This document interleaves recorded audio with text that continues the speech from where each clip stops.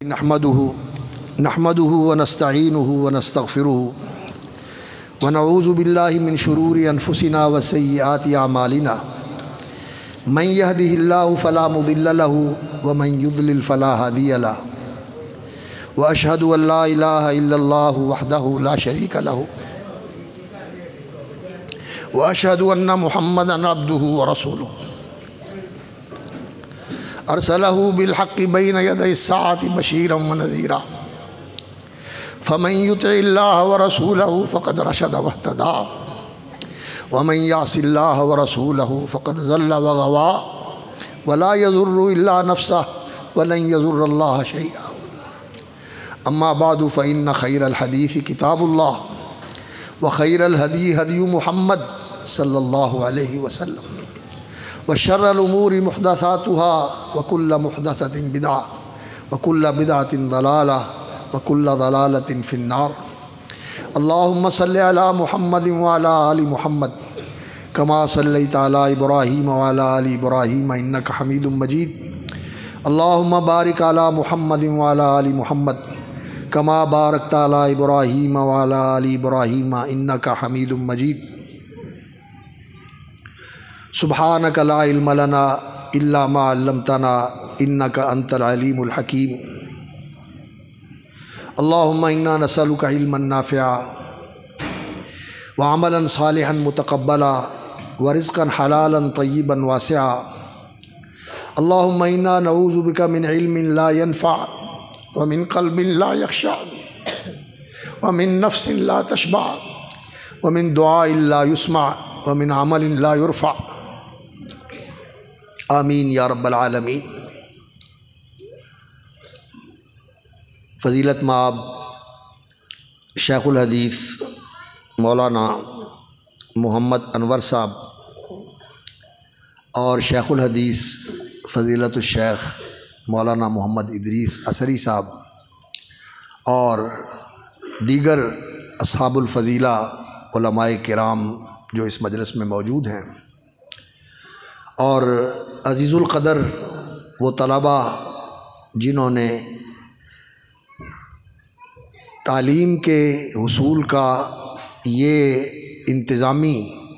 اور باقاعدہ منظم و مرتب مرحلہ مکمل کیا ہے،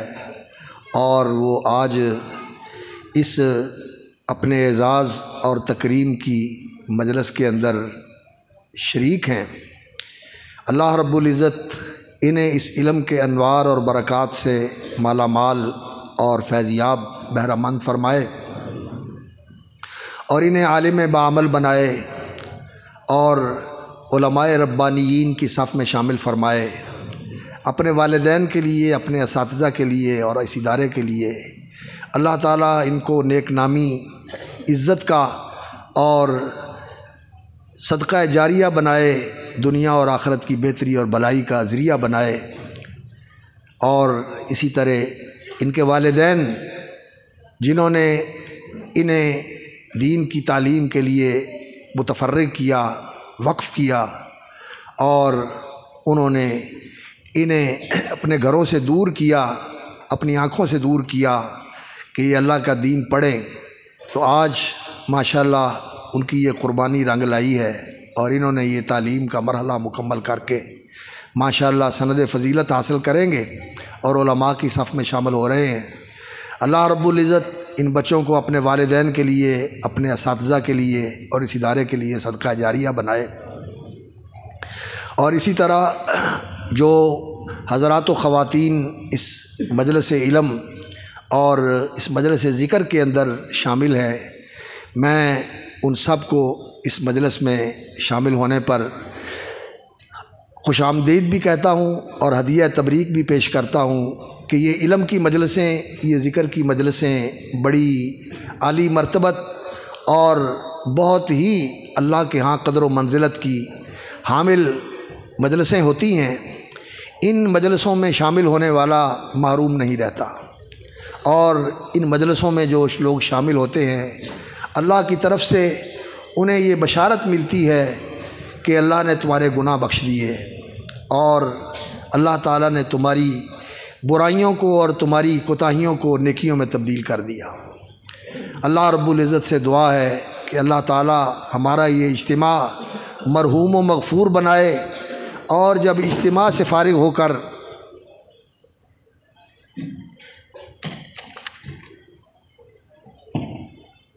ہم یہاں سے نکلیں تو اللہ رب العزت ہمارا نکلنا اپنی رحمتوں کے ساتھ محفوظ اور معصوم بنائے، اور اللہ کی بخشش اور اللہ کی مغفرت کے جاں فضا پروانے لے کر ہم اپنے گھروں کو سلامتی کے ساتھ جائیں۔ حضرات گرامی، عزیز مکرم نے جو سند کے ساتھ امام بخاری رحمۃ اللہ علیہ تک اپنا سلسلہ اسناد جوڑا، تو یہ سلسلہ اسناد جو ہے اللہ رب العزت نے اس امت کو عطا فرمایا ہے۔ یہ امت مسلمہ کی خصوصیت ہے کہ ان تک جو اللہ کا دین پہنچا ہے، اللہ رب العزت کی وحی کے ذریعے سے فرشتہ لے کر آیا ہے، جبریل امین، روح الامین جبریل علیہ السلام اللہ کے پاس سے لے کر آئے ہیں۔ محمد الرسول اللہ صلی اللہ علیہ وسلم پر اللہ نے وہ دین اتارا ہے، اور وہ وحی قرآن اور سنت دونوں وحی ہیں۔ قرآن وحی جلی ہے، اس کے الفاظ و معانی دونوں اللہ رب العزت کی طرف سے ہیں، اور یہ اللہ کا کلام ہے۔ اور جو احادیث ہیں، ان احادیث کے اندر کچھ قدسی احادیث ہیں جو اللہ رب العزت کا فرمان ہے، اور رسول اکرم صلی اللہ علیہ وسلم نے اللہ کے الفاظ ہی نقل کیے ہیں، اور کچھ اللہ رب العزت کی تفہیم ہے اور اللہ رب العزت کی تعلیم ہے جو اللہ نے رسول اللہ صلی اللہ علیہ وسلم کو عطا فرمائی۔ بما اراک اللہ، وہ ارات نبوت ہے جو اللہ رب العزت نے نبی صلی اللہ علیہ وسلم کو عطا فرمائی، اور اس کی روشنی میں نبی صلی اللہ علیہ وسلم نے اللہ کی رضا کی اور اللہ کی منشا کی جو چیزیں تھیں وہ لوگوں کو بتائیں اور کر کے دکھائیں، تو وہ بھی وہی ہے، وہ بھی وہی ہے۔ جیسا کہ اللہ رب العزت نے قرآن مجید میں فرمایا، وما کان لبشر ان یکلمہ اللہ الا وحیا، کسی بشر کے لیے یہ درجہ نہیں ہے، اس کے لیے یہ حیثیت نہیں ہے، اس کا یہ مقام نہیں ہے کہ ان یکلمہ اللہ، کہ اللہ تعالیٰ اس کے ساتھ براہ راست بات کرے، الا وحیا، ہاں اللہ رب العزت بات فرماتے ہیں وحی کے ذریعے سے۔ اور وحی کیا ہوتی ہے؟ وحی یہ ہوتی ہے الاعلام الخفی، کہ مخفی طریقے سے اللہ رب العزت اپنی بات اپنے پیغمبر کو بتا دیتے ہیں۔ وہ رابطہ ہوتا ہے اللہ کے درمیان اور پیغمبر کے درمیان۔ وہ جو پاس بیٹھے ہوتے ہیں ان کو اس کے آثار تو نظر آتے ہیں، اور کبھی یکلمہ اللہ الا وحیا او من وراء حجاب، یا اللہ رب العزت کلام کرتے ہیں پردے کے پیچھے سے، دیکھ نہیں رہا ہوتا انسان جس کے ساتھ اللہ کلام کرتے ہیں، لیکن وہ اللہ کی آواز سن رہا ہوتا ہے۔ جیسا کہ موسیٰ علیہ الصلوۃ والسلام نے وادی مقدس طوا میں اللہ رب العزت سے ہم کلامی کا شرف حاصل کیا، اللہ نے فرمایا وَكَلَّمَ اللَّهُ مُوسَىٰ تَكْلِيمًا، اللہ تعالیٰ نے موسیٰ علیہ الصلوۃ والسلام سے کلام فرمایا، اللہ رب العزت نے ان سے بات کی اور انہوں نے اللہ کی بات سنی۔ تو وہ اللہ رب العزت کا فرمان جو اننی انا اللہ لا الہ الا انا فاعبدنی، یہ انہوں نے سنا تھا، یہ پردے کے پیچھے سے سنا تھا، ان کے درمیان اور اللہ کے درمیان پردہ تھا، انہوں نے اللہ رب العزت کو دیکھا نہیں۔ او من وراء حجاب او یرسل رسولا فیوحی باذنہ ما یشاء، یا اللہ رب العزت فرشتہ بھیج دیتے ہیں اور اس فرشتے کے ذریعے پھر اپنے پیغمبر تک اپنی بات اور اپنا پیغام اور اپنی منشا کا حکم جو اللہ رب العزت نے نازل کرنا ہوتا ہے وہ پہنچاتے ہیں۔ یہ تین طریقے ہیں جن کے ذریعے اللہ تعالیٰ اپنا پیغام اپنے بندوں تک پہنچاتے ہیں۔ اور تو قرآن مجید یہ تو اللہ کا کلام ہے، جبریل امین نے سنا اور سن کر تاکہ رسول اللہ صلی اللہ علیہ وسلم کو سنایا، پہنچایا، پڑھایا، اور اس پہنچانے پڑھانے کو اللہ رب العزت نے اپنی طرف منسوب فرمایا۔ فَإِذَا قَرَأْنَاهُ تِلْكَ آیَاتُ اللَّهِ نَتْلُوهَا عَلَيْكَ بِالْحَقِّ، اللہ نے اس پڑھنے کو اپنا پڑھنا قرار دیا اور اس تلاوت کو اپنی تلاوت قرار دیا۔ تِلْكَ آیَاتُ اللَّهِ نَتْلُوهَا عَلَيْكَ بِالْحَقِّ، اس لیے کہ فرشتہ جو ہے نزل بہ الروح الامین، وہ مقدس روح اور امین فرشتہ تھا، اس نے جس طرح سنا اسی طرح لا کے رسول اللہ صلی اللہ علیہ وسلم تک پہنچا دیا۔ اور رسول اکرم صلی اللہ علیہ وسلم نے جس طرح فرشتے سے سنا اسی طرح لوگوں کو آگے پہنچا دیا، اس میں کوئی ایک کسی چیز کی شوشے کی، کسی زیر زبر کی کمی بیشی نہیں کی نبی صلی اللہ علیہ وسلم نے، من وعن، جیسے آیا ویسے پہنچایا، اس لیے کہ ان کو حکم تھا بلغ ما انزل الیک من ربک۔ اور پھر صحابہ کرام نے جیسے رسول اللہ صلی اللہ علیہ وسلم سے سنا اسی طرح صحابہ کرام نے بھی پھر آگے پہنچایا، اور یہ سلسلہ قرآن کے اندر بھی ہماری سند ہے جو رسول اللہ صلی اللہ علیہ وسلم تک پہنچتی ہے، حضرت ابی ابن کعب تک پہنچتی ہے، حضرت عثمان ابن عفان تک پہنچتی ہے، حضرت علی ابن ابی طالب تک پہنچتی ہے، ابو عبد الرحمن سلمی کے حوالے سے امام حفص اور ان کے استاد عاصم ابن ابی نجود، اور انہوں نے ابو عبد الرحمن سلمی سے لیا ہے، انہوں نے حضرت عثمان سے، حضرت ابی ابن کعب سے، حضرت علی ابن ابی طالب سے لیا ہے، عبداللہ بن مسعود سے لیا ہے، اور انہوں نے رسول اللہ صلی اللہ علیہ وسلم سے لیا ہے، اور رسول اللہ صلی اللہ علیہ وسلم نے حضرت جبریل امین سے لیا ہے، اور جبریل امین نے اللہ رب العالمین سے لیا ہے۔ تو یہ سند اس امت کی خصوصیت ہے، قرآن کی سند بھی موجود ہے ہمارے پاس اور حدیث کی سند بھی موجود ہے۔ اس بیٹے نے اللہ اس کو سلامت رکھے، اور اس کے ساتھیوں کو بھی اللہ رب العزت علم و عمل میں برکت اور ترقی عطا فرمائے۔ انہوں نے اپنے استاد مولانا انور صاحب ماشاءاللہ تشریف فرمائے، شیخ الحدیث، ان سے یہ کتاب پڑھی، اور انہوں نے انہیں بتایا کہ میں نے یہ کتاب جو ہے حضرت عبد المنان نور پوری رحمۃ اللہ علیہ کے پاس پڑھی، میرا سلسلہ سند ان کے حوالے، حافظ احمد اللہ صاحب دہلوی، حافظ احمد اللہ ابن امیر قرشی دہلوی رحمۃ اللہ علیہ۔ تو میرے پاس دوسری اجازت ہے حضرت مولانا عبد الغفار حسن رحمۃ اللہ علیہ کے حوالے سے، اور وہ بھی حافظ احمد اللہ صاحب دہلوی رحمۃ اللہ علیہ کے شاگرد تھے، ان کے شاگرد تھے۔ تو حافظ احمد اللہ صاحب کے ان کا جو سلسلہ سند ہے، میں ایک واسطے کے ساتھ حضرت امام احمد اللہ رحمۃ اللہ علیہ کا شاگرد ہوں، اور دو واسطوں کے ساتھ مولانا حافظ عبد المنان وزیر آبادی، عبد المنان ابن شرف الدین وزیر آبادی رحمۃ اللہ علیہ کا شاگرد ہوں، حافظ عبداللہ صاحب رحمۃ اللہ علیہ بڈی مالوی، اور مولانا ثناء اللہ ہوشیار پوری، وہ حافظ گندلوی رحمۃ اللہ علیہ سے روایت کرتے ہیں، اور وہ روایت کرتے ہیں حافظ عبد المنان وزیر آبادی رحمۃ اللہ علیہ سے، اور حافظ عبد المنان وزیر آبادی اور حافظ احمد اللہ صاحب دہلوی یہ دونوں سید نذیر حسین سے روایت کرتے ہیں، اور حافظ عبد المنان وزیر آبادی رحمۃ اللہ علیہ کا جو سلسلہ اسناد ہے وہ ایک اور واسطے سے بھی امام بخاری تک پہنچتا ہے۔ ان کو سند ملی تھی مولانا عبدالحق بنارسی رحمۃ اللہ علیہ کی طرف سے، مولانا عبدالحق بنارسی سے انہوں نے منا میں اجازت لی تھی، اور ان سے انہوں نے اس کی اجازت حاصل کی تھی، اور انہوں نے اپنی مرویات کی ان کو اجازت دی تھی، اور مولانا عبدالحق بنارسی رحمۃ اللہ علیہ یہ شاگرد تھے امام شوکانی رحمۃ اللہ کے۔ مولانا عبدالحق بنارسی کو اللہ رب العزت نے یہ شرف بخشا کہ انہوں نے امام شوکانی رحمۃ اللہ علیہ سے سند اجازت حاصل کی تھی، اور حافظ احمد اللہ صاحب جو دہلوی تھے اس واسطے سے بھی امام شوکانی کے ساتھ سلسلہ سند ملتا ہے، اور دوسرا جو حافظ احمد اللہ صاحب تھے انہوں نے سند اجازت لی تھی امام حسین ابن محسن انصاری رحمۃ اللہ علیہ سے، جو یمن سے آئے تھے اور ہندوستان میں آ کر آباد ہوئے تھے بھوپال میں، اور اہل حدیث علماء نے ان سے اجازت لی تھی اور ان سے حدیث پڑھی تھی، اور وہ شاگرد تھے امام شوکانی احمد ابن محمد ابن علی الشوکانی کے۔ احمد جو تھے یہ بیٹے تھے امام شوکانی کے، تو امام شوکانی تک یہ ہمارا سلسلہ سند جو ہے دونوں واسطوں سے پہنچتا ہے، حافظ احمد اللہ صاحب کے واسطے سے بھی اور حافظ عبد المنان وزیر آبادی رحمۃ اللہ علیہ کے واسطے سے بھی، اور شاہ ولی اللہ رحمۃ اللہ علیہ تک یہ جو ہمارا سلسلہ ہے یہ میاں نذیر حسین صاحب رحمۃ اللہ علیہ کے واسطے سے پہنچتا ہے۔ میاں نذیر حسین دہلوی رحمۃ اللہ علیہ شاہ محمد اسحاق کے شاگرد تھے، اور وہ شاہ عبدالعزیز کے شاگرد تھے، اور وہ شاہ ولی اللہ رحمۃ اللہ علیہ کے شاگرد تھے، اور شاہ ولی اللہ رحمۃ اللہ علیہ کا پھر جو سلسلہ اسناد ہے وہ امام ابراہیم ابن حسن الکردی رحمۃ اللہ علیہ تک پہنچتا ان کے بیٹے کی وساطت سے۔ تو یہ سند انہوں نے پڑھی، تو میری بھی سند جو ہے وہ متصل امام بخاری رحمۃ اللہ علیہ تک آگے جا کے انہی واسطوں کے ساتھ ہم بھی امام بخاری رحمۃ اللہ علیہ تک پہنچ جاتے ہیں۔ میری سند کا سلسلہ جو ہے ایک سلسلے میں 25 راوی ہیں اور دوسرے سلسلے میں 26 راوی ہیں۔ الحمدللہ ہمارا یہ اتصال ہے امام بخاری رحمۃ اللہ علیہ کی سند کے ساتھ، امام بخاری رحمۃ اللہ علیہ تک وبالسند المتصل منا الى الامام الہمام امیر المومنین فی الحدیث سید الفقہاء المحدثین وراث المحدثین الفقہاء ابی عبداللہ محمد ابن اسماعیل البخاری رحمہ اللہ وقول قال باب قول اللہ تعالی ونضع الموازین القسط لیوم القیامہ وان اعمال بنی آدم وقولهم یوزن وقال مجاہد القسطاس والعدل بالرومیہ ویقال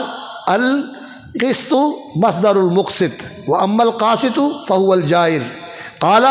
حدثنا احمد بن اشکاب یا اشکابہ دونوں طرح صحیح ہے. حدثنا احمد بن اشکاب قال حدثنا بھی ہے، اخبرانی بھی ہے اور حدثنی بھی ہے، دونوں نسخے ہیں. قال حدثنا محمد بن فضیل عن عمارة بن القعقاع عن ابی زرعۃ عن ابی ہریرۃ رضی اللہ تعالی عنہ قال قال النبی صلی اللہ علیہ وسلم کلمتان حبیبتان الی الرحمن خفیفتان علی اللسان ثقیلتان فی المیزان سبحان اللہ وبحمدہ سبحان اللہ العظیم. تو جس طرح بیٹے نے اپنا سلسلہ سند جو ہے جوڑا امام بخاری رحمۃ اللہ علیہ کے ساتھ، میں نے بھی آپ کو ذکر کیا ہے اور یہ بتایا ہے کہ یہ سند یہ اس امت کی خصوصیت ہے کہ ان کا یہ واسطہ جو ہے جن لوگوں نے پڑھا اور پڑھایا اور سیکھا اور سکھایا اور ہم تک پہنچایا وہ معلوم ہے. اور یہ اللہ رب العزت نے جس طرح اس دین کو زندہ رکھا ہوا ہے، اس دین کی خدمت کرنے والوں کو بھی اللہ رب العزت نے یہ حیات جاوید بخش دی. ان کے نام آتے ہیں جیسے ان کے کھاتے کھلے ہوئے ہیں نیکیوں کے، جنہوں نے پڑھایا ہے، جنہوں نے سکھایا ہے، اور ان پڑھنے پڑھانے والوں پر جنہوں نے خرچ کیا ہے ان کی نسلیں اور ان کی اولادیں بھول گئیں ان کو، لیکن ان کی نیکیوں کا سلسلہ جاری ہے اس پڑھنے پڑھانے کے اوپر خرچ کرنے کی وجہ سے. خوش نصیب ہیں وہ لوگ جو ان پر خرچ کرتے ہیں. اولادیں بھول جاتی ہیں، ویسے نیک اولاد ہو تو اس کا بھی وہ بھی صدقہ جاریہ ہوتی ہے، اس کی نیکیوں سے بھی حصہ ملتا ہے. لیکن یہ جو سلسلہ ہے یہ علم کے اوپر خرچ کرنا، علماء کے اوپر خرچ کرنا، طلبۃ العلم کے اوپر خرچ کرنا، یہ ایسا سلسلہ ہے کہ پتہ نہیں انسان کہاں کہاں تک پہنچتا ہے. اب میں فقیر آدمی ہوں اور میں کوئی اتنا بڑا عالم بھی نہیں ہوں، میرے عزیز نے بہت مبالغہ کیا، میں اس طرح کی چیز کو پسند بھی نہیں کرتا. بس یہ ہمارا ایک رواج بن گیا ہے کہ بہت بڑے بڑے الفاظ کے ساتھ بڑے بڑے محدثین کے جو القاب ہوتے تھے وہ ہم طالب علموں کو دیتے ہیں. ہم تو محدثین کے جوتے اٹھانے کے اگر سعادت مل جائے تو اس کو اپنے لیے شرف سمجھتے. محدث ہونا بہت بڑی چیز ہے. وہ لوگ محدث تھے تو وہ حافظ الحدیث تھے. اللہ اکبر. امام بخاری رحمۃ اللہ علیہ فرماتے ہیں مجھے 1,00,000 صحیح حدیث یاد ہے اور 2,00,000 غیر صحیح بھی یاد کی ہوئی ہے تاکہ مجھے کوئی دھوکہ نہ دے سکے وہ کہے کہ یہ بھی حدیث ہے. وہ بھی مجھے یاد ہیں. صحیح بھی 1,00,000 یاد کی ہوئی ہے اور غیر صحیح بھی 2,00,000 یاد کی ہوئی ہیں. اللہ اکبر. اور امام مسلم رحمۃ اللہ علیہ فرماتے ہیں کہ میں نے 3,00,000 حدیثوں سے انتخاب کر کے یہ صحیح مسلم لکھی ہے. اور امام بخاری رحمۃ اللہ علیہ فرماتے ہیں کہ میں نے 6,00,000 حدیثوں کو ضبط کر کے اور ان کو محفوظ کر کے ان کو اپنے سامنے رکھ کر ان میں سے انتخاب کر کے یہ صحیح بخاری لکھی. محدث تو یہ لوگ تھے، یہ لوگ محدث تھے. ہم تو بس ان کے ساتھ ایک نسبت رکھتے ہیں، ایک تعلق رکھتے ہیں، اور اس جماعت کے ساتھ ایک نسبت، ایک تعلق، ایک وابستگی، محبت کا تعلق. اللہ اکبر. یہ بھی بہت بڑا اعزاز ہے اور یہ بہت بڑی سعادت ہے. اللہ رب العزت سے دعا کرتے ہیں. کیوں؟ اس لیے کہ رسول اکرم صلی اللہ علیہ وسلم کے پاس ایک بندہ آیا رسول اکرم صلی اللہ علیہ وسلم کے پاس آ کے کہنے لگا یا رسول اللہ. اللہ اکبر. آپ کیا کہتے ہیں کہ ایک بندہ ہے کہ جو محبت کرتا ہے، قوم سے محبت کرتا ہے، لیکن اس کے پاس ان جیسے اعمال نہیں ہیں، ان جیسے کارنامے نہیں ہیں، لیکن محبت کرتا ہے ان کے ساتھ، لگاؤ رکھتا ہے قلبی اور دلی اس قوم کے ساتھ جن جیسے اعمال اس کے پاس نہیں ہیں. تو یا رسول اللہ اس کا کیا بنے گا؟ محبت تو ان سے کرتا ہے لیکن کام ان جیسے نہیں کر سکتا. رسول اللہ صلی اللہ علیہ وسلم نے فرمایا اللہ کے بندے المرء مع من احب، بندہ جس سے محبت کرتا ہے اللہ تعالیٰ انہی کے ساتھ ملا دے گا، ان کے ساتھ اکٹھا کر دے گا. تو حضرت انس رضی اللہ تعالیٰ عنہ کہتے ہیں کہ یہ حدیث سن کے ہمارے دل ٹھنڈے ہو گئے، آنکھیں روشن ہو گئی کہ ہمیں رسول اللہ صلی اللہ علیہ وسلم سے محبت ہے. ہمارے دل بھی رسول اللہ صلی اللہ علیہ وسلم کی محبت سے معمور ہیں. ہمیں ابو بکر صدیق سے محبت ہے رضی اللہ تعالیٰ عنہ، حضرت عمر فاروق سے محبت ہے رضی اللہ تعالیٰ عنہ، سیدنا عثمان سے محبت ہے رضی اللہ تعالیٰ عنہ، سیدنا علی رضی اللہ تعالیٰ عنہ سے محبت ہے، عشرہ مبشرین بالجنہ سے محبت ہے، خلفائے راشدین سے محبت ہے، تمام صحابہ سے محبت ہے، تابعین سے محبت ہے، اتباع التابعین سے محبت ہے، تبع الاتباع سے محبت ہے، محدثین سے محبت ہے، فقہائے محدثین سے محبت ہے، فقہائے مجتہدین سے محبت ہے، لیکن عمل تو ہمارے بڑے ہی کوتاہی والے عمل ہیں، تقصیر والے عمل ہیں، ہم حقیر پر تقصیر لوگ ہیں، لیکن ان سے محبت کرتے ہیں، اور اللہ کے رسول کی یہ بشارت ہمارا حوصلہ بڑھا دیتی ہے کہ المرء مع من احب۔ ہم اللہ سے دعا کرتے ہیں کہ یا اللہ جن محدثین کی محبت آپ نے نصیب کی ہے، یا اللہ ہمیں بھی ان کے ساتھ ملا دینا کل قیامت کے دن، کہ وہ پیغمبر کے ساتھی ہوں گے اور ہم بھی ان کے قدموں کے ساتھ در کھڑے ہوئے اللہ کے نبی صلی اللہ علیہ وسلم کے ساتھیوں میں شامل ہو جائیں، اللہ رب العزت ہمیں ان کے ساتھ ملا دے۔ تو یہ سند جو ہے یہ ایک نسبت ہے، یہ ایک تعلق ہے، یہ ایک جوڑ ہے جو بندوں کو ان کے ساتھ ملا دیتا ہے، تو اس کی حفاظت کرنی چاہیے، اور اس کی حفاظت کے لیے آج جو سلسلہ ہے وہ اجازت کا سلسلہ ہے۔ مولانا نے ان کو پڑھایا اور اس کے ساتھ ان کو یہ سند بھی دے دی کہ میں نے تمہارا سلسلہ جوڑ دیا ہے، اب بیٹا یہ سلسلہ تم نے جوڑے رکھنا ہے۔ اللہ اکبر! یہ سلسلہ توڑنا نہیں ہے، یہ صرف لفظی سلسلہ نہیں ہونا چاہیے، یہ عملی سلسلہ بھی ہونا چاہیے۔ عملی سلسلہ کیا ہوتا ہے؟ اللہ اکبر! عملی سلسلہ یہ ہوتا ہے، لوگ کہتے ہیں رسول اکرم صلی اللہ علیہ وسلم کی زندگی کی پوری جھلک اور نبی صلی اللہ علیہ وسلم کی زندگی کا پورا نمونہ اگر کسی نے دیکھنا ہو تو وہ عبداللہ بن مسعود میں دیکھ لے۔ عبداللہ بن مسعود کان اشبہ الناس برسول اللہ صلی اللہ علیہ وسلم فی ہدیہ و دلہ و سمتہ۔ نبی صلی اللہ علیہ وسلم کا پورا خلق عبداللہ بن مسعود نے اپنا لیا تھا، اور نبی صلی اللہ علیہ وسلم نے اللہ اکبر دان پان انسان تھے، کوئی بڑا ڈیل ڈول نہیں تھا، دبلے پتلے آدمی تھے۔ صحابہ کرام ان کی دبلے پن کی وجہ سے کہتے تھے تمہیں ہوا اڑا کے لے جائے گی۔ اللہ اکبر! لیکن رسول اکرم صلی اللہ علیہ وسلم نے فرمایا اے ابن ام عبد تو ہمارے گھر کا فرد ہے، تجھے گھر میں آنا ہو اجازت لینے کی ضرورت نہیں ہے، تیرے لیے دروازے کھلے ہوئے ہیں ہمارے گھر کے، جب آنا چاہے تو آ جائے، صرف اپنا بتا کے آ جائے کر کے میں گھر میں آ رہا ہوں، بس تیرے لیے اجازت لینے کی ضرورت نہیں ہے۔ یہ اپنائیت تھی رسول اکرم صلی اللہ علیہ وسلم کی بھی ان کے ساتھ، اور ان کی بھی یہ محبت تھی کہ انہوں نے نبی صلی اللہ علیہ وسلم کی پوری زندگی کو اپنی زندگی کے اندر شامل کر لیا تھا۔ اور ان کے شاگرد عبداللہ بن مسعود کے علقمہ، اللہ اکبر، وہ حضرت عبداللہ بن مسعود کی پوری کاپی تھے، پوری زندگی کا ریکارڈ انہوں نے عبداللہ بن مسعود کا اپنی زندگی میں اتار لیا تھا۔ اور علقمہ کے شاگرد جو تھے ابراہیم النخعی، وہ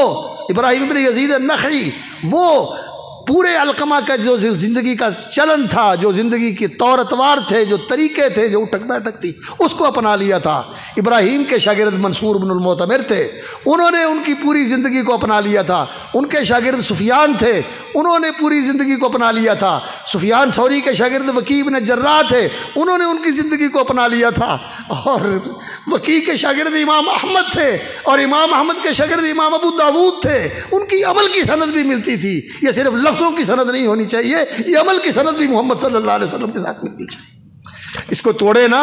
اس کو ٹوٹنے نہ دینا، اس کی حفاظت کرنا، یہ میرے بیٹوں سے نصیحت ہے تمہارے لیے۔ اللہ تعالیٰ تمہیں اس کی توفیق عطا فرمائے، اور اللہ تعالیٰ تمہیں اس سلسلے کے ساتھ جوڑے رکھے۔ یہ بڑا شرف والا سلسلہ ہے، یہ بڑا عظمت والا سلسلہ ہے کہ یہ سلسلہ اوپر جا کے کہاں ملتا ہے، یہ اللہ کے ساتھ مل جاتا ہے۔ نبی صلی اللہ علیہ وسلم نے لوگوں کو اللہ کی طرف دعوت دی، اللہ کے ساتھ ملایا، اللہ کے سامنے جھکایا، اللہ کی طرف بلایا، اور جو لوگ آئے، اللہ اکبر، اللہ کہتا ہے کہ یہ میری طرف بڑھنے والے بندے ہیں، جب میرے قریب ہوتے ہیں، میری طرف آتے ہیں، تو میں ان سے بڑھ کر ان کے قریب ہوتا ہوں۔ اللہ اکبر!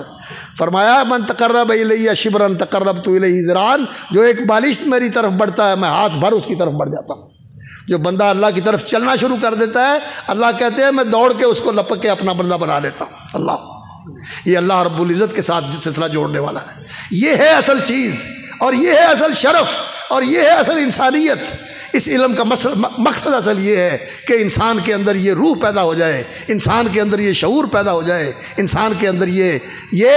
خلق پیدا ہو جائے، اور انسان کا یہ عمل، یہ شعور، یہ کردار اور یہ فہم، یہ سیرت اور یہ انسان کی زندگی کا چلن بن جائے۔ یہ اصل چیز ہے۔ اللہ تعالی ہمیں اس کی توفیق عطا فرمائے۔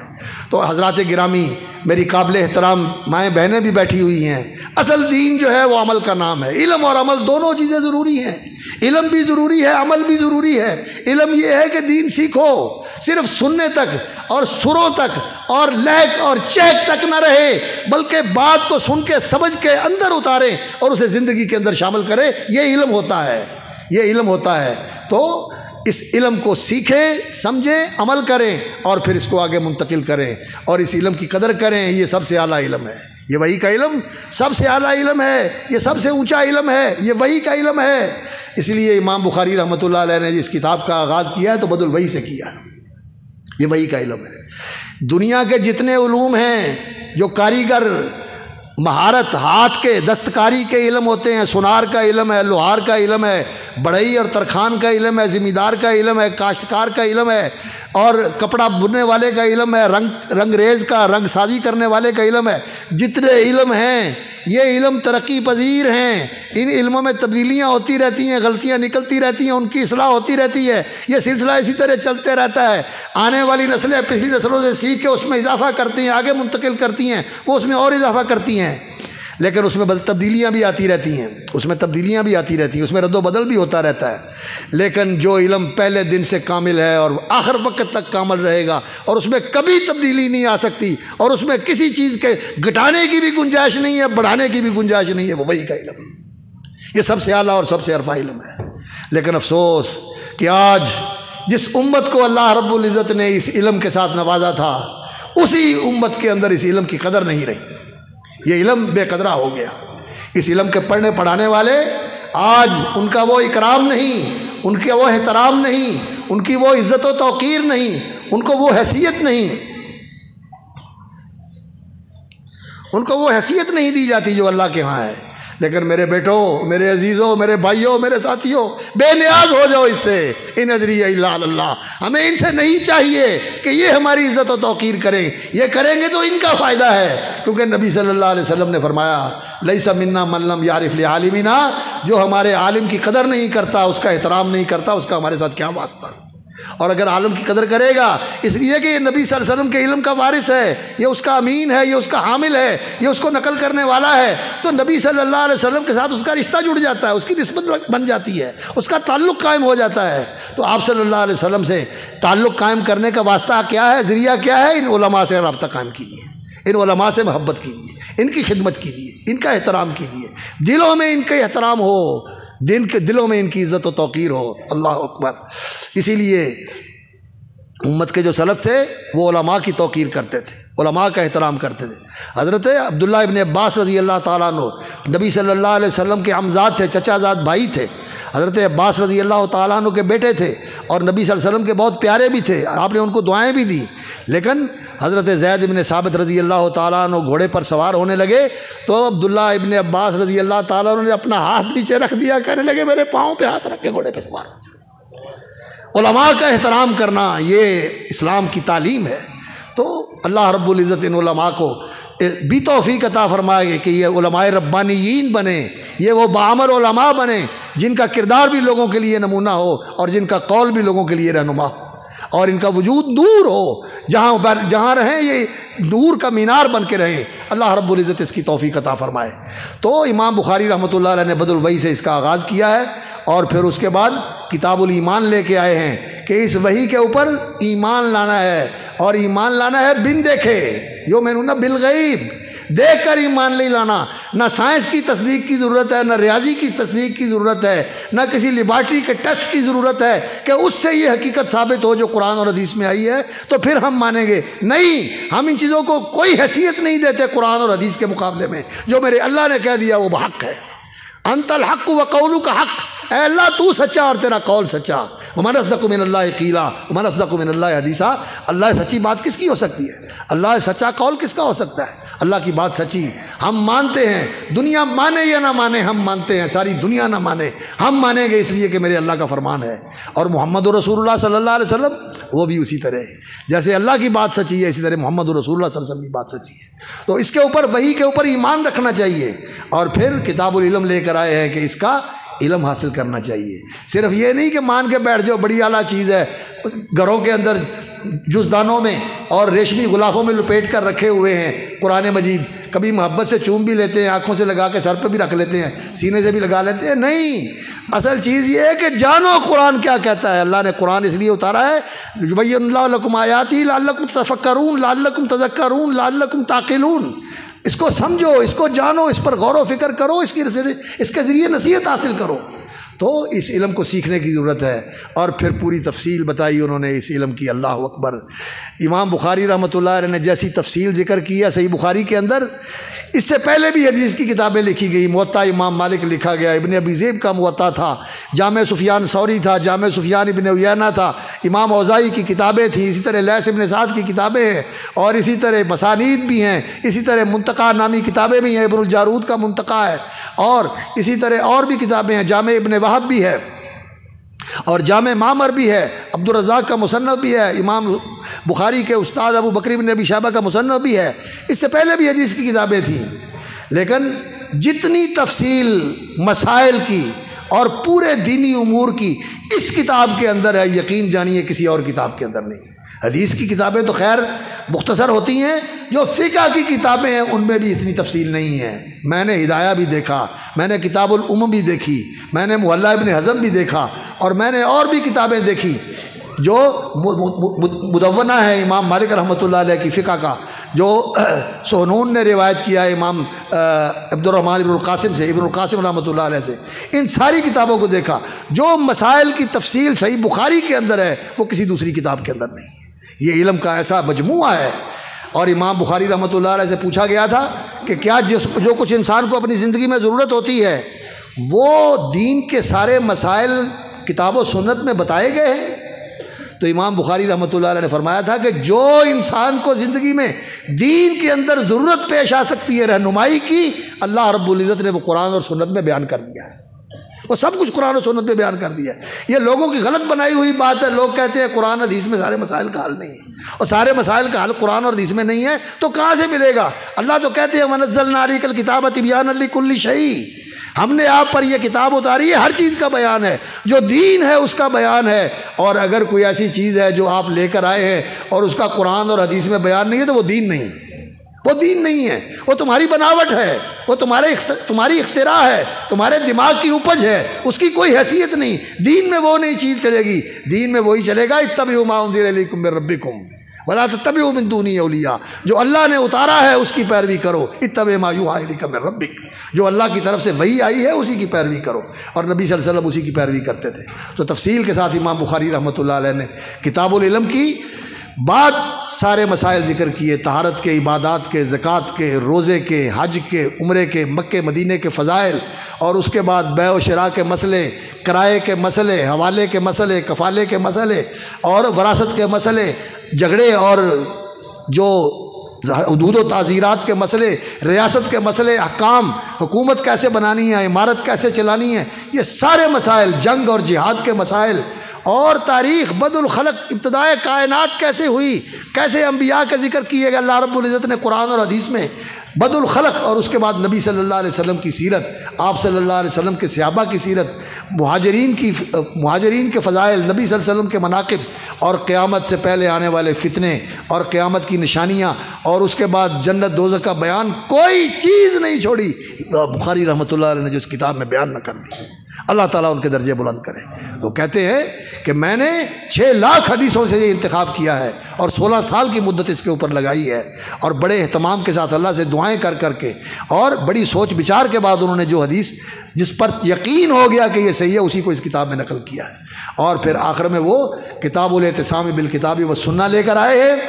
یہ بتانے کے لیے کہ میں اس کتاب کے اندر جو کچھ بیان کیا ہے یہ قرآن و سنت ہے، اور اس قرآن و سنت کو آیتیں بھی لے کے آتے ہیں، پہلے باب میں بھی آیت لے کے آئے ہیں اور آخری باب میں بھی آیت لے کے آئے ہیں، اور بھی بہت سارے ابواب ہیں جہاں قرآن مجید کی آیات انہوں نے باب کا عنوان قائم کیا ہے۔ اس کا مطلب ہے کہ اس میں قرآن بھی ذکر کیا ہے، اس لیے کہ قرآن اور حدیث دونوں کا منبع ایک ہے، دونوں وہی ہیں، اللہ کی طرف سے آئے ہیں، اور دونوں ایک دوسرے کی تصدیق بھی کرتے ہیں، ایک دوسرے کی توضیح اور تبیین بھی کرتے ہیں، اور ایک دوسرے کی تکمیل بھی کرتے ہیں۔ ایک چیز قرآن میں مجمل ہے، حدیث میں مفصل ہے، اور ایک چیز کی ایک حیثیت قرآن میں بیان ہوئی ہے، دوسری حیثیت اس کی حدیث میں بیان ہو گئی ہے۔ تو ایک دوسرے کی تکمیل کرنے والے، ایک دوسرے کی تفسیر کرنے والے، اور ایک دوسرے کی تصدیق اور تائید کرنے والے ہیں دونوں، ان میں کوئی اختلاف اور تضاد نہیں۔ اگر اختلاف اور تضاد کہیں نظر آتا ہے تو وہ انسان کے اپنے فہم کا نقص ہوتا ہے، اس کی اپنی کوتاہی فہم ہوتی ہے کہ اسے ایک چیز کی وضاحت سمجھ نہیں آ رہی اس کی، تو وہ اپنے آپ پر اتہام کرے کہ میرا فہم ناقص ہے، میری عقل نارسا ہے، میرا علم کوتا ہے، اس لیے مجھے سمجھ میں نہیں آ رہا، تو اللہ رب العزت سے مانگے کہ یا مفہم سلیمان فہمنی، اے سلیمان کو سمجھانے والے مجھے بھی سمجھا دے، یا معلم ابراہیم یا علمنی، اے ابراہیم کو سکھانے والے مجھے بھی سکھا دے، اور اے خضر کو سکھانے والے مجھے بھی سکھا دے۔ تو انسان اللہ سے دعائیں کرے تو اللہ راستے کھول دیتا ہے، لیکن ہمارے لوگوں کا یہ اللہ اکبر اتنا غرور ہے اور اتنا کبر ہے اور اتنا زعم ہے اپنی علمیت کا کہ ذرا کوئی چیز جو ہے ان کو کھٹکی اور ان کی سمجھ میں نہیں آئی اور ان کے عقل نے اسے قبول نہیں کیا، فوراً اس کو کہہ دیتے ہیں یہ دین نہیں ہے، یہ قرآن نہیں ہے، یہ حدیث کا فرمان نہیں ہے، یہ نبی صلی اللہ علیہ وسلم سے صحیح نہیں ہے۔ انکار کرتے ہوئے ان لوگوں کو شرم ہی نہیں آتی، اتنی دلیری، اتنی جرت قرآن اور حدیث میں موجود ہے، لیکن ان کی ذہن میں یہ بات نہیں آئی۔ یہ ایک بڑا ہی المیہ ہے اس دور کا، اور اس کے پیچھے یہودیوں کی سازش ہے۔ عیسائی، یہودی، جرنلسٹ، اورینٹلسٹ، مستشرقین جو تھے، انہوں نے علم کے نام پر جو تحقیق اور ریسرچ کی، انہوں نے مسلمانوں کے اندر اسی طرح دین کے متعلق تشکیک اور ارتیابیت کی آبیاری کی، اور جو وہاں سے ڈاکٹریٹ کر کے اور وہاں سے اعلیٰ ڈگریاں ریسرچ کی لے کر واپس آتے ہیں۔ ایوب کے زمانے میں ایک ڈاکٹر فضل الرحمان آیا تھا اور اس نے آ کر دین کا قطع و برید کا سلسلہ شروع کر دیا تھا۔ والد تو اس کا بڑا نیک آدمی تھا، لاہور میں رہا کرتے تھے، اللہ اکبر، لیکن بیٹا امریکہ سے پڑھ کے آیا تو اس نے آ کر دین کی قطع و برید شروع کر دی۔ اور آج کل بھی یوٹیوب کے اوپر بہت بیٹھے ہوئے ہیں جو اسی طرح کی کبھی حدیثوں کا انکار کر رہے ہیں، کبھی آیتوں کا مفہوم بگاڑ کے پیش کر رہے ہیں۔ علم یہ نہیں ہے، العلم قال اللہ وقال رسولہ وقال صحابتہم اولو العرفان۔ اللہ اکبر، علم وہ ہے جس میں قال اللہ ہو، علم وہ ہے جس میں قال رسول اللہ ہو صلی اللہ علیہ وسلم، علم وہ ہے جس میں صحابہ کی بات ہو، علم وہ ہے جس میں تابعین کی بات ہو۔ دین میں کوئی ایسی بات نہیں کہی جا سکتی جو اللہ اور اس کے رسول سے ثابت نہ ہو، یا صحابہ نے اس کو نہ بیان کیا ہو یا تابعین میں نے اس کو نہ بیان کیا ہو، وہ دین کے اندر وہ بات نہیں چلتی۔ تو امام بخاری کتاب الاعتصام بالکتاب والسنہ لے کر آئے، اور اس کے بعد کتاب التوحید لے کر آئے۔ اور کتاب التوحید لانے کا مطلب کیا ہے کہ دین کی ابتدا بھی توحید ہے اور دین کی انتہا بھی توحید ہے، دین اسی لیے ہے۔ اور توحید، اللہ اکبر، توحید ربوبیت بھی بیان فرمائی اور توحید الوہیت بھی بیان فرمائی، توحید الاسماء و صفات بھی بیان فرمائی، مسئلہ کلام بھی بیان فرمایا، خلق قرآن کا بھی رد کیا، اور اس کے بارے میں جو لوگوں کے اندر غلط ایسے تصورات ذہنوں میں آ گئے تھے اور لوگوں نے اپنا لیے تھے کہ وہ قرآن مجید کو، قرآن مجید کے صفحات کو بھی یہ کہنے لگے تھے کہ یہ غیر مخلوق ہے، اور میری آواز جو میں پڑھ رہا ہوں اس کو بھی کہنے لگے تھے کہ غیر مخلوق ہے یہ۔ تو اس کی بھی امام بخاری رحمۃ اللہ علیہ نے اصلاح فرمائی۔ اللہ رب العزت نے ان کو یہ علم دیا تھا، یہ اللہ رب العزت نے ان کو حکمت و بصیرت کے ساتھ نوازا تھا کہ جو دین کی اصل حقیقت ہے اس کو نکھار کے انہوں نے پیش کیا۔ جو عوامی لوگوں کے جذباتیت کے ساتھ ایسی غلط چیزیں در آئی تھی اس کی بھی انہوں نے اصلاح فرمائی، اور جو عقلیت پرستوں نے اور بڑے فلسفے اور منطق کے ماہرین نے باتیں کی تھی قرآن مجید کے متعلق، اس کی بھی انہوں نے نفی کر کے وضاحت کر دی کہ یہ بات صحیح نہیں ہے۔ قرآن اللہ کا کلام ہے، قرآن اللہ کا کلام ہے، اور اللہ کا کلام ہے بحرف و صوت، یہ حروف بھی اللہ کے ہیں اور اللہ کی آواز حضرت جبریل امین نے سنی ہے، اور جبریل امین کے الفاظ رسول اکرم صلی اللہ علیہ وسلم نے سنے ہیں، وہ اللہ سے سن کے آ کے انہوں نے پڑھائے اور سکھائے اور پہنچائے، اور اسی طرح یہ سلسلہ آگے پہنچا ہے۔ اور نبی صلی اللہ علیہ وسلم نے جو پڑھا وہ پڑھنا نبی صلی اللہ علیہ وسلم کا تھا، لیکن قرآن اللہ کا کلام ہے۔ اور آج بھی حضرت حافظ گوندلوی رحمۃ اللہ علیہ پڑھا کرتے تھے، الکلام کلام الباری والصوت صوت القاری، کلام اللہ کا ہے لیکن جو آواز ہے وہ قرآن پڑھنے والے کی، ابھی آپ قرآن کی تلاوت سن رہے تھے، یہ آواز سننے والے کی ہے۔ اس کو بھی غیر مخلوق کہہ دینا یہ ایک بالکل سطحی بات ہے، غیر علمی بات ہے، اور قرآن کو ہی کہہ دینا کہ یہ قرآن مخلوق ہے، یہ اللہ کا کلام نہیں ہے، یہ بھی غلط بات ہے۔ تو امام بخاری رحمۃ اللہ علیہ نے یہ سارے مسئلے اس کتاب التوحید میں حل کیے، اور توحید جو ہے وہ یہ 3 قسمیں عام طور پر بیان کی ہیں، اور ان 3 کا بھی خلاصہ امام ابن تیمیہ رحمۃ اللہ علیہ نے فرمایا ہے کہ توحید 2 ہی چیزوں کا نام ہے۔ توحید نام ہے توحید العلم والمعرفہ، اللہ کو پہچاننا اور اللہ کو جاننا کہ میرا رب کیا، میرا رب کون ہے۔ اس کا کیا مقام ہے، اس کی کیا عظمت ہے، اس کی کیا شان ہے، اس کی کیا رحمتیں ہیں، اس کے کیا کمالات ہیں، اس کی کیا خوبیاں ہیں، ان چیزوں کو جاننا کیسے؟ اپنے خیال سے، اپنے توہم سے، اپنے تصور سے، اپنی سوچ سے نہیں، جیسے اللہ نے بتایا اور اللہ کے رسول نے بتایا۔ اللہ کے بارے میں اپنی طرف سے ہم کوئی بات نہیں کہہ سکتے کہ وہ ایسا ہے، وہ جو ایسا نہیں ہے، وہی کہیں گے جو اللہ نے کہی ہے۔ ہاں یہ ہم ضرور کہتے ہیں کہ اللہ رب العزت کی ذات کی طرف کسی کمی، کمزوری، کسی عیب اور کسی نقص کی نسبت نہیں کی جا سکتی۔ وہ پاک اور منزہ ہے ہر عیب اور نقص سے، ہر شر اور برائی سے، اور ہر عیب اور خرابی سے وہ پاک اور منزہ اور برتر ہے۔ ہر خوبی اور کمال کے ساتھ وہ متصف ہے، اور اس کے ساتھ وہ بہرہ مند ہے، اور اس کو وہ حاصل ہے۔ اسی نے سب کچھ پیدا کیا ہے اور اس کے پاس تو موجود ہے، اس کی ذاتی ہے سب چیزیں، اور جس کو ملی ہے اس کے دینے سے ملی ہیں۔ کوئی اپنے پاس سے لے کے نہیں آیا، کسی کی کمائی ہوئی نہیں، کسی کی حاصل کی ہوئی نہیں، کوئی کہیں سے لے کے نہیں آیا، جو دیا ہوا ہے سب اللہ رب العزت کا دیا ہوا ہے۔ ایک تو ہے توحید العلم والمعرفہ، اور دوسری ہے توحید الطلب والقصد، کہ جو پہچانا ہے، جس کو جانا ہے، جس کو مانا ہے، اب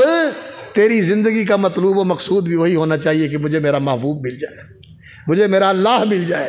میری زندگی کا مقصد کیا ہے؟ اللہ تیری رضا مل جائے، تیری خوشنودی مل جائے، تو مجھ سے راضی ہو جائے، میں تیرا بندہ بن جاؤں، تو مجھے اپنا بنا لے۔ توحید الطلب والقصد، اللہ کو مطلوب بنانا اور اللہ کو مقصود بنا کر اسی کی رضا کے لیے اپنی ساری زندگی لگا دینا، توحید کا مقصد یہ ہے۔ اور اس باب کا انہوں نے اختتام کیا ہے باب قول اللہ تعالی وَنَضَعُ الْمَوَازِينَ الْقِسْطَ لِيَوْمِ الْقِيَامَةِ وَأَنَّ أَعْمَالَ بَنِي آدَمَ وَقَوْلَهُمْ يُوزَنُ۔ اللہ اکبر۔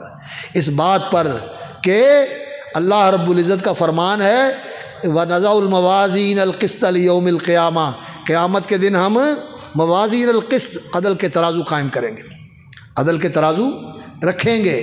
نضع الموازین القسط، وزن اعمال کا باب آخر میں لے کے آئے ہیں امام بخاری رحمۃ اللہ علیہ۔ اور اعمال کے اندر وزن کس چیز سے پیدا ہوتا ہے؟ دو چیزوں کے ساتھ، ایک ایمان کے ساتھ، ایمان، اور ایمان اللہ کی توحید پر ایمان۔ ایمان وہی ہے آمنت باللہ قل ربی اللہ،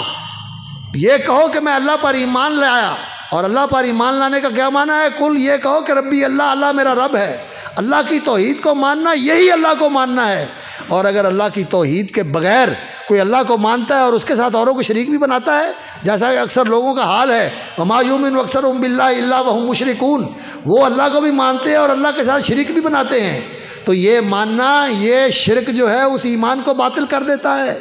اس ایمان کی حیثیت نہیں رہتی، وہ ایمان بیکار ہو جاتا ہے جب اللہ کے ساتھ شرک کرتا ہے۔ مَن يُشْرِكْ بِاللَّهِ فَقَدْ حَبِطَ عَمَلُهُ۔ اللہ اکبر۔ جو مشرک ہوتا ہے اِنَّهُ لَئِنْ أَشْرَكْتَ لَيَحْبَطَنَّ عَمَلُكَ، تیرا عمل برباد ہو جائے گا اگر تم شرک کرو گے تو، وَلَوْ أَشْرَكُوا لَحَبِطَ عَنْهُم مَّا كَانُوا يَعْمَلُونَ، جیسے اللہ تعالیٰ نے سورۃ الانعام میں فرمایا پیغمبروں کی طرف نسبت کر کے کہ اگر وہ بھی شرک کر لیتے تو ان کا بھی سب کچھ برباد ہو جاتا۔ تو توحید کے ساتھ ہی ایمان معتبر ہوتا ہے۔ تو توحید، ایمان اور توحید، اور دوسرا اتباع سنت، نبی صلی اللہ علیہ وسلم کے طریقے کے مطابق کیا جائے، تو وہ عمل جو ہے وہ وزن والا ہوتا ہے، وہ انشاءاللہ ترازو میں رکھا جائے گا تو اس کا وزن ہوگا۔ اور اگر کافر ہے تو کافر کے بھی اعمال قبول نہیں ہوتے، اور مشرک کے اعمال بھی برباد ہوتے ہیں، اور جو بدعت کرنے والا ہے، اپنی مرضی سے دین کے اندر چیزیں بنا کے داخل کرنے والا ہے، من عمل عملا لیس علیہ امرنا فہو رد، نبی صلی اللہ علیہ وسلم نے فرمایا وہ بھی کھوٹا سکہ ہے، اس کی بھی کوئی قیمت نہیں ہے، اس کی بھی کوئی حیثیت نہیں ہے۔ اللہ اکبر۔ تو وزن اعمال کے لیے امام بخاری رحمۃ اللہ علیہ نے یہ باب آخر میں قائم کیا کہ اس کتاب کی روشنی میں اس کتاب کو بھی امام بخاری نے میزان بنا دیا ہے۔ علماء کہتے ہیں کہ آخر میں وزن اعمال کا باب لا کر وہ ترازو جہاں نیک اعمال تولے جائیں گے اور برے اعمال بھی تولے جائیں گے، جس کے نیک اعمال والا ترازو بھاری ہو گیا وہ کامیاب ہو گیا، من ثقلت موازینہ فاولئک هم المفلحون، اور جس کی نیکیاں ہلکی ہو گئیں اور گناہ بھاری ہو گئے ومن خفت موازینہ فاولئک الذین خسروا انفسهم فی جہنم خالدون، وہ جہنم میں چلے جائیں گے۔ ایک تو وہ ترازو ہے، اور ایک یہ کتاب بھی ترازو ہے کہ اس کے اوپر آپ رکھ کے دیکھ سکتے ہیں کہ اس عمل کی دین کے اندر حیثیت کیا ہے، اس کی سند ہے، اس کی دلیل ہے، اس کے کوئی اصل ملتی ہے، اس کی کوئی تائید ہوتی ہے اس کتاب سے۔ یہ کتاب بھی میزان ہے، اور اس میزان کے مطابق امام بخاری رحمۃ اللہ علیہ کا عمل بھی تھا۔ ہمارا بھی عمل ایسا ہونا چاہیے۔ امام بخاری رحمۃ اللہ علیہ فرماتے ہیں کہ یہ کتاب میں نے لکھی ہے وَجَعَلْتُهُ حُجَّةً بَيْنِي وَبَيْنَ اللَّهِ يَوْمَ الْقِيَامَةِ، اور میں نے اس کو اپنے اور اللہ کے درمیان حجت بنایا ہے، یہ اللہ کی بارگاہ میں لے کے جاؤں گا، میں اللہ کے سامنے پیش کروں گا کہ یہ میں لکھ کے بھی لایا ہوں اور عمل بھی کر کے آیا ہوں۔ ایسا ہی ہونا چاہیے انسان کو۔ تو امام بخاری رحمۃ اللہ علیہ نے یہ آیت ذکر کی ہے جس میں وزن اعمال کا ذکر ہے۔ ہم لوگ سوچنے لگتے ہیں کہ اعمال کا وزن کیسے ہوگا، اعمال تو ہوئے اور ختم ہو گئے، تو آراز ہیں۔ بھئی ایک میری اور آپ کی مجبوری ہے کہ ہمارے لیے یہ عرض ہے، اللہ رب العزت کے لیے کوئی مجبوری نہیں ہے۔ اللہ رب العزت تو علی کل شیء قدیر ہے، وہ آراز کو اجسام بنا دے، اجسام کو آراز بنا دے، کسی کو کچھ بدل دے، کسی کو کچھ کر دے، وہ قادر ہے، علی ما یشاء قدیر، جو اس نے چاہا وہ کر سکتا ہے۔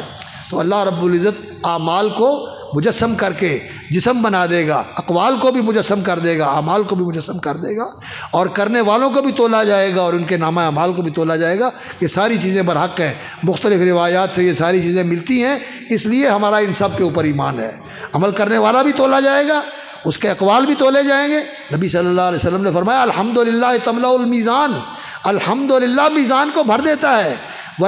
سبحان اللہ والحمدللہ تملأان ما بین السماء والارض، اور سبحان اللہ اور الحمدللہ جو ہے یہ تو آسمان و زمین کی ساری فضا کو بھر دیتے ہیں۔ تو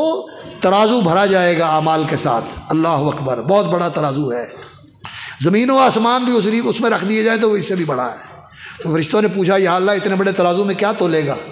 میرے بندوں کے اعمال ہوں گے جو اس ترازو میں تولے جائیں گے، اور وہ اس ترازو سے بھی زیادہ اعمال ہوں گے۔ اللہ اکبر، نیک اعمال ایمان کے ساتھ کیے ہوئے، سنت کے مطابق کیے ہوئے، اہل توحید کے کیے ہوئے، ان کا بڑا وزن ہوگا۔ اور پھر آخر میں امام بخاری رحمۃ اللہ علیہ کا طریقہ ہے، وقال مجاہد القسطاس بالعدل، اللہ رب العزت نے سورۃ الشعراء میں یہ بیان فرمایا ہے اوفوا الکیل ولا تکونوا من المخسرین وزنوا بالقسطاس المستقیم، ایک قرأت یہ ہے اور دوسری قرأت ہے وزنوا بالقسطاس المستقیم، قسطاس کی قرأت ہے، دونوں قرأتیں ہیں۔ تو سیدھے ترازو کے ساتھ تولا کریں۔ یہ قوم شعیب کو حضرت شعیب علیہ السلام نے اللہ کا پیغام پہنچایا تھا، یہ ان کے لیے تھا، ہمارے لیے بھی ہے، اس لیے ہمارا بھی تول پورا ہونا چاہیے۔ اور جو معیار لوگ برائی کرتے ہیں، سبزی کی برائی کرتے ہیں، پھل کی برائی کرتے ہیں، اور جنسوں کی برائی کرتے ہیں، نیچے کچھ اور ڈال دیا، درمیان میں کچھ اور ڈال دیا اور اوپر کچھ اور ڈال دیا، نہیں، یہ کام نہیں ہونا چاہیے۔ ماپ تول برائی ہر چیز پوری ٹھیک ایک جیسی ہونی چاہیے، دھوکہ نہیں ہونا چاہیے۔ تو قسطاس اور قسط کا لفظ جو ہے وہ کہتے ہیں یہ رومی زبان میں بھی استعمال ہوتا ہے، یہ دونوں زبانوں کا توارد اور توافق ہے، اور اس میں عدل کے معنی میں استعمال ہوتا ہے۔ یہ رومی زبان جو ہے یہ اصل میں لاطینی زبان ہے، یونان، روم آج اور ہے، یونان اور ہے، اٹلی روم اس کا شہر بن گیا اب، لیکن اس زمانے میں روم جو ہے یہ سارے علاقے کو روم کہا جاتا تھا، یورپ سارا اس وقت روم ہی کہلاتا تھا، یہ فرانس، یہ انگلینڈ، یہ جرمنی، یہ سارے روم ہی کہلاتے تھے۔ تو رومی زبان کی جو اصل ہے وہ لاطینی زبان ہے، اور وہ ان ساری یورپی زبانوں کی ماں ہے، اور اس کے اندر جسٹس کا لفظ جو ہے یہ آج بھی انگریزی زبان میں استعمال ہوتا ہے، فرینچ میں، لیٹن اور دوسری زبانوں میں اسی طرح کا یہ لفظ موجود ہے، اور عربی میں بھی اس سے ملتا جلتا قسط کا لفظ ہے، قسطس، جسٹس، قسطس، تو یہ لاطینی زبان کا لفظ ہے، اور اس کا معنی ہوتا ہے عدل۔ اور عدل جو ہے اللہ رب العزت نے دین نازل ہی اس لیے کیا لیقوم الناس بالقسط، کے لوگ دین کے مطابق عمل کر کے، دین کے مطابق اپنا عدالتی نظام کر کے، اور دین کے مطابق اپنے حکومتی نظام کو چلا کر دنیا کے اندر عدل قائم کر دیں۔ عدل قائم ہوگا تو دین اور شریعت کے نفاذ سے ہوگا، اس کے بغیر دنیا میں عدل قائم نہیں ہو سکتا۔ تو وهو العدل بالرومیہ ویقال والقسط مصدر المقسط وهو العادل، قسط جو ہے شہد اللہ انہ لا الہ الا هو والملائکۃ واولو العلم قائما بالقسط، اللہ قائم بالقسط ہے، اور اللہ نے اہل ایمان کو بھی کیا کہا ہے کونوا قوامین للہ شہداء بالقسط، عدل کے ساتھ کھڑے ہونے والے اور عدل کے ساتھ کھڑے کرنے والے بن جاؤ۔ اللہ بھی عدل کے ساتھ کھڑا ہے، یعنی اللہ نے عدل کو قائم کیا ہوا ہے، اللہ کی کائنات میں ظلم نہیں ہے، اور جو ظلم کرتے ہیں اللہ ان سے انتقام لے گا، ان سے بدلہ لے گا، اور مظلوم کو اس کا حق دلائے گا، مظلوم کو اس کا حق دلائے گا۔ جہاں جو لوگوں نے ظلم کا بازار گرم کیا ہوا ہے، یہ نہ سمجھے کہ کوئی پوچھنے والا نہیں ہے، یہ ڈھیل ملی ہوئی ہے، کر لیں جو کچھ کرنا ہے۔ اللہ رب العزت نے تو ایسا انصاف قائم کرنا ہے کہ اگر سینگ والی بکری نے کسی بے سینگ بکری کو سینگ مارا ہے زیادتی کرتے ہوئے، تو اللہ نے اس کو بھی بدلہ لے کے دینا ہے کہ تو اب اس سے اپنا انتقام لے سکتی ہے، اپنا بدلہ لے سکتی ہے۔ اللہ نے پورا پورا انصاف کرنا ہے۔ القسط مصدر المقسط وهو العادل، مقسط عادل کو کہتے ہیں۔ ان اللہ یحب المقسطین، اللہ نے قرآن مجید میں فرمایا واقسطوا، عدل کرو، ان اللہ یحب المقسطین۔ واما القاسط، اور قرآن مجید میں اسی لفظ سے ایک اور لفظ بھی آیا ہوا ہے قرآن میں، اور وہ ہے قاسط۔ واما القاسطون فکانوا لجہنم حطبا، کہ جو قاسط ہیں وہ جہنم کا ایندھن بننے والے ہیں۔ تو امام بخاری رحمۃ اللہ علیہ نے فرمایا کہ وہ قاسط جو ہے وہ جائر کے معنی میں ہے، ظالم کے معنی میں ہے۔ ظلم کا معنی کیا ہوتا ہے؟ ظلم کا معنی ہوتا ہے جس کا حق بنتا ہے اس کو نہ دینا یا کسی کے اوپر زیادتی کرنا۔ اللہ کے معاملے میں ظلم یہ ہے کہ اللہ کا حق نہ دیا جائے، اس کی توحید نہ مانی جائے، اس کی عبادت نہ کی جائے، اس کا شکر نہ کیا جائے، یہ اللہ کے معاملے میں ظلم ہے۔ اور بندوں کے ساتھ زیادتی یہ ہے کسی کا حق مار لے اور کسی کے اوپر ظلم زیادتی کر کے اس کو نقصان پہنچائے، اس کو تکلیف دے، اس کو اذیت دے۔ لیکن اللہ کو تو کوئی تکلیف نہیں دے سکتا۔ ہاں جب لوگ اللہ کے شریک بناتے ہیں تو اللہ رب العزت کو اس سے اذیت ہوتی ہے۔ یوزینی ابن آدم، اللہ تعالیٰ نے فرمایا کہ آدم کا بیٹا مجھے ایذا پہنچاتا ہے، میرے لیے اولاد کا اس بات کرتا ہے، میرے لیے کہتا ہے کوئی بیوی ہے، میرے لیے کہتا ہے کوئی شریک ہے، تو اللہ رب العزت کو یہ بات اچھی نہیں لگتی۔ تو وہ اما القاسط فهو الجائر، اور پھر اس کے بعد امام بخاری رحمۃ اللہ علیہ نے اپنی سند کے ساتھ حدیث بیان کی، کہتے ہیں قال حدثنا احمد بن اشکاب، اشکاب دونوں طرح منصرف اور غیر منصرف دونوں طرح پڑھا گیا ہے۔ یہ ابو عبداللہ احمد بن اشکاب یہ اصل کوفی تھے اور بعد میں مصر میں چلے گئے تھے، اور صفار تھے، یہ پیتل کا کام کرتے تھے، پیتل کا کام کرتے تھے، پیتل کے برتن جو تھے وہ بیچتے تھے، تو صفار اس کے حوالے سے ان کو کہا جاتا تھا، صفر یہ پیتل کو کہتے ہیں۔ تو یہ احمد بن اشکاب، ابو عبداللہ احمد بن اشکاب الکوفی نزیل و مصر، امام بخاری رحمۃ اللہ علیہ کی 2217 میں ان کے ساتھ ملاقات ہوئی اور انہوں نے ان سے حدیث لی، اور ان سے حدیث جو ہے پوری کتب ستہ کے اندر، باقی جو دوسری صحیح مسلم میں اور دوسری سنن اربعہ میں اور کسی نے ان سے حدیث نہیں لی، لیکن وہ ثقہ ہے، اور وہ روایت کرتے ہیں محمد بن فضیل سے، محمد بن فضیل ابن غزوان، یہ بھی کوفی ہیں، یہ بھی کوفے کے رہنے والے ہیں، اور ان کے بارے میں علماء نے ان کو کہا کہ ان کے اندر کچھ شیعیت کا رجحان تھا، لیکن اس زمانے میں اگر کوئی شیعیت کی رجحان والی بات تھی تو اہل بیت سے محبت کا اظہار زیادہ کرتے تھے، باقی صحابہ سے بغض رکھنا یہ کبھی بھی ایسا نہیں تھا۔ وہ ثقہ تھے اور پاؤں کے غسل کے بھی قائل تھے، جرابوں پر بسا بھی کرتے تھے، اور حضرت عثمان رضی اللہ تعالیٰ عنہ، حضرت معاویہ رضی اللہ تعالیٰ عنہ سے رضی اللہ تعالیٰ عنہ ترضی بھی کرتے تھے، حضرت علی سے محبت کرتے تھے۔ تو وہ اس طرح کے شیعہ نہیں تھے جس طرح کے آج کل کے شیعہ ہیں جو تبرہ کرتے ہیں اور نعوذ باللہ رسول اکرم صلی اللہ علیہ وسلم کے صحابہ سے بیزاری کا اعلان کرتے ہیں۔ نہیں، صرف یہ ہے کہ وہ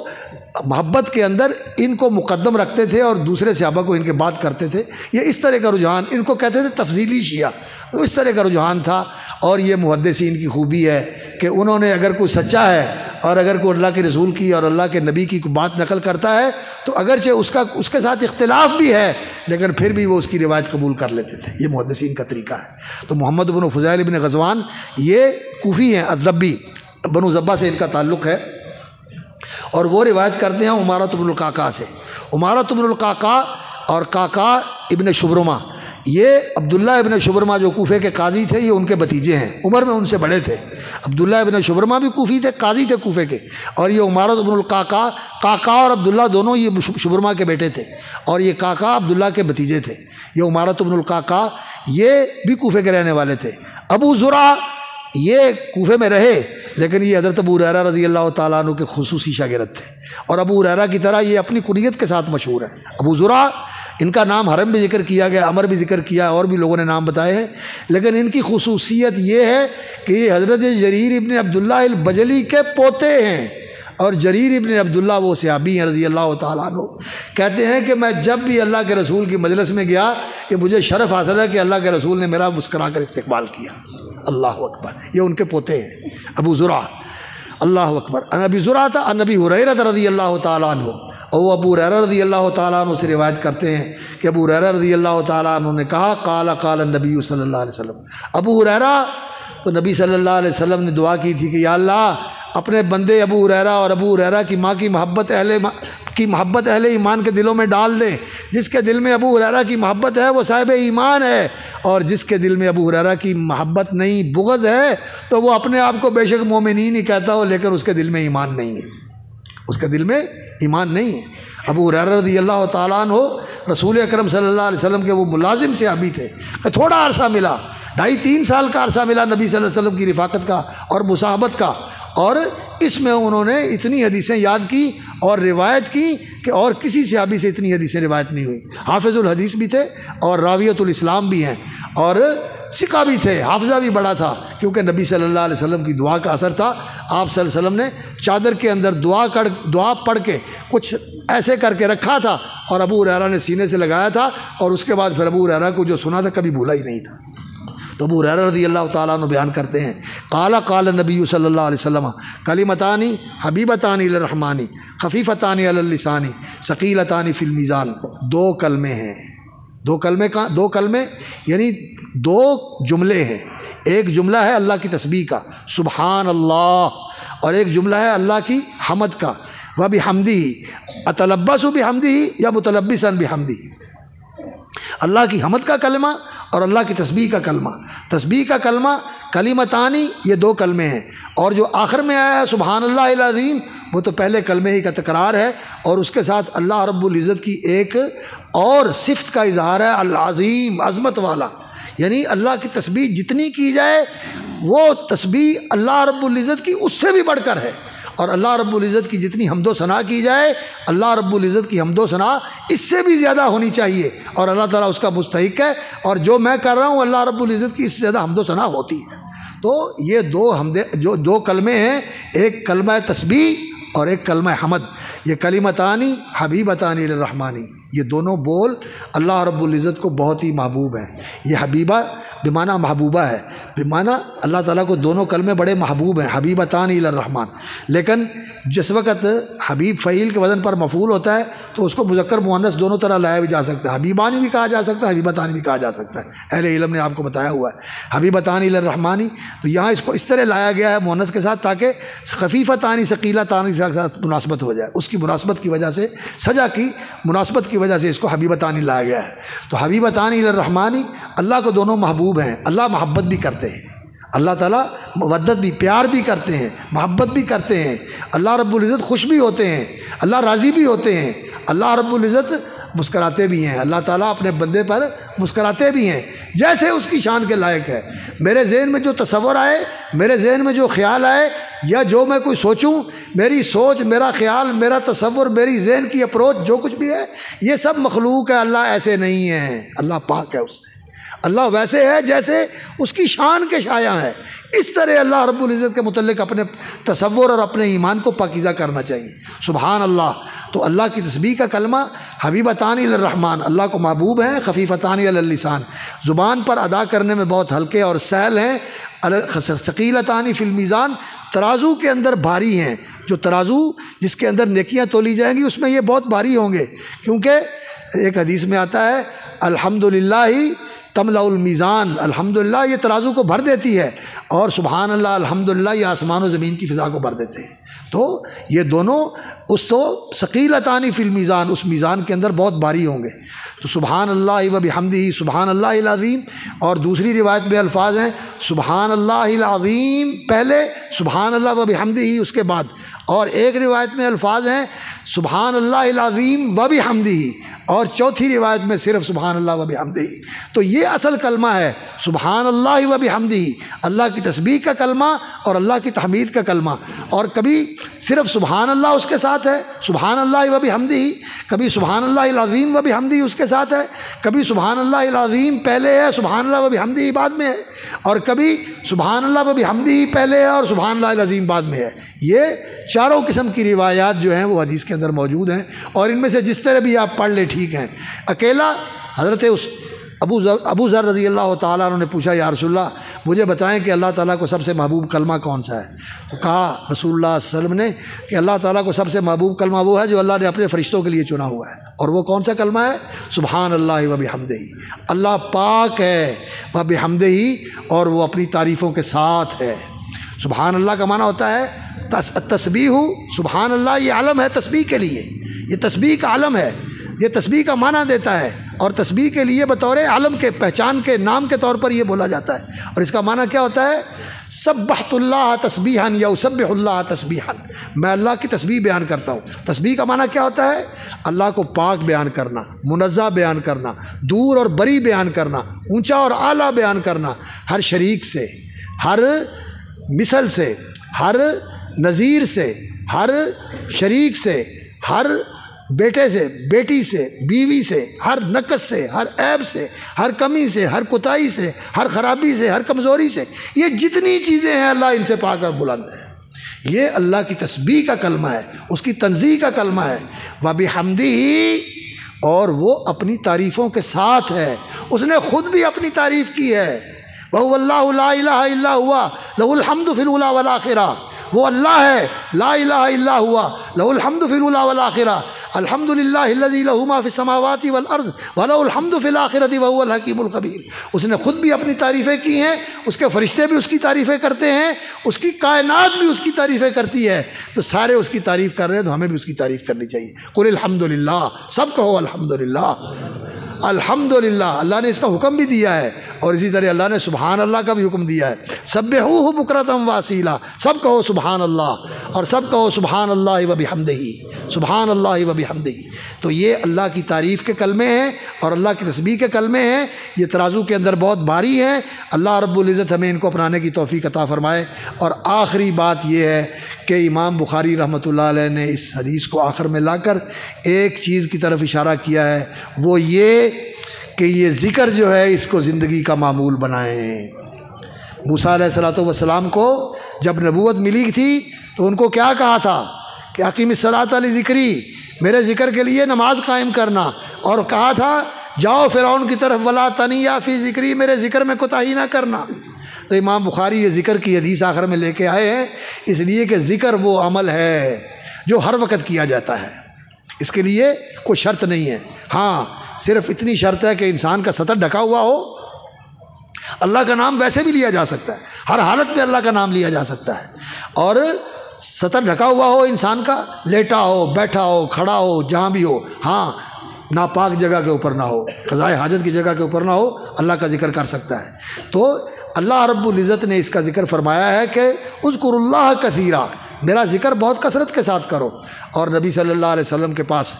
عبداللہ ابن بصر کہتے ہیں ایک آدمی آیا تو کہنے لگا یا رسول اللہ، اسلام کے کام تو بہت زیادہ ہیں، مجھے ایسی چیز بتائیں جس کو میں مضبوطی سے پکڑ لوں، اتشبث بھی۔ تو نبی صلی اللہ علیہ وسلم نے فرمایا لا یزال لسانک رطبا من ذکر اللہ، اللہ کی یاد سے تیری زبان تازہ رہے، تر رہے، ہر وقت تیری زبان پہ اللہ کا نام رہے، اللہ کا ذکر رہے۔ اور اللہ کے ذکر کے لیے یہ کلمات پانچوں کے پانچوں کلمات عظیم کلمات ہیں، سبحان اللہ والحمد للہ، لا الہ الا اللہ، واللہ اکبر، ولا حول ولا قوت الا باللہ۔ یہ چار کلمے جو ہیں سبحان اللہ والحمد للہ ولا الہ الا اللہ واللہ اکبر۔ ایک آدمی آیا کہنے لگا یا رسول اللہ، مجھ سے قرآن پڑھا نہیں جاتا، موٹی زبان ہے، قرآن یاد نہیں ہوتا، تو مجھے وہ چیز بتا دیں کہ میں وہ پڑھ لیا کروں اور میرے لیے قرآن کی جگہ کفایت کر جائے۔ تو نبی صلی اللہ علیہ وسلم نے یہ چاروں کلمے ان کو سکھائے۔ تو جو قرآن نہیں پڑھے ہوئے وہ سبحان اللہ والحمد للہ ولا الہ الا اللہ واللہ اکبر، اور فرمایا یہ بھی قرآن میں سے ہیں، یہ بھی قرآن میں سے ہیں، سبحان اللہ بھی قرآن میں ہے، سبحان اللہ ہے اما یصفون، سبحان اللہ اما یصفون۔ اللہ رب العزت نے قرآن مجید میں یہ لفظ فرمایا ہے، اور الحمدللہ بھی قرآن مجید میں ہے۔ وربک فکبر، اللہ کی تکبیر کا حکم یہ بھی قرآن مجید ہے، وکبرہ تکبیرا، اور لا الہ الا اللہ بھی ہے قرآن میں، فاعلم انہ لا الہ الا اللہ۔ یہ قرآن ہی کے الفاظ ہیں، تو یہ پڑھنے چاہیے۔ اور حضرت معاذ بن جبل رضی اللہ تعالیٰ عنہ کی حدیث ہے، کہتے ہیں آخر کلام فارقت علیہ رسول اللہ صلی اللہ علیہ وسلم، جب یمن نبی صلی اللہ علیہ وسلم نے شام بھیجا ان کو، یمن کی طرف، شام نہیں، شام میں وہ بعد میں گئے تھے حضرت عمر کے زمانے میں، نبی صلی اللہ علیہ وسلم نے ان کو یمن میں بھیجا، اور ساتھ ساتھ چلتے جا رہے ہیں، اور ساتھ یہ بھی اشارہ دے رہے ہیں کہ معاذ جا رہے ہو، اب زندگی میں دوبارہ ملاقات نہیں ہوگی، آؤ گے تو میری قبر پہ آؤ گے، مجھے دیکھ نہیں پاؤ گے۔ تو آخری بات جو رسول اللہ صلی اللہ علیہ وسلم نے فرمائی، آخر کلام فارقت علیہ رسول اللہ صلی اللہ علیہ وسلم، سب سے آخری بات جو اللہ کے رسول صلی اللہ علیہ وسلم نے مجھے فرمائی وہ یہ تھی، اللہ اکبر، معاذ سب سے بڑی بات یہ ہے کہ ان تموت ولسانک رطب من ذکر اللہ، تیری موت آئے اور تیری زبان پہ اللہ کا نام ہو۔